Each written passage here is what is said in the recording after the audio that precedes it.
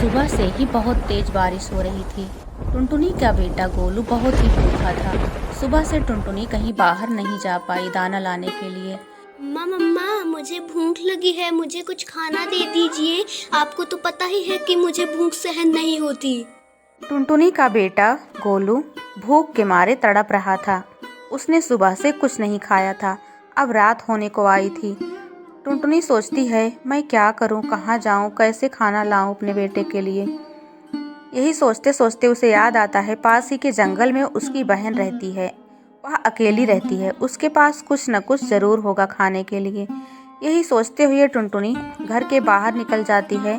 बारिश बहुत तेज हो रही थी। वह ठीक से उड़ भी नहीं पा रही थी, लेकिन फिर भी अपने बेटे को खाना खिलाने के लिए वह भरी बारिश में बाहर निकल जाती है और अपनी दीदी के घर जाने लगती है। इसी तरह से धीरे धीरे उड़ते हुए वह अपनी दीदी के जंगल पहुंच जाती है और कहती है, टूनी दीदी। उसकी टूनी दीदी घर के बाहर बैठकर बारिश देख रही होती है। तभी उसके पास आकर बोलती है, अरे टुनटुनी, इस तरह के बारिश के मौसम में तुम बाहर क्या कर रही हो? आओ घर के अंदर। टुनटुनी कहती है, नहीं दीदी, मुझे मेरे बच्चे के लिए कुछ खाने को दे दो।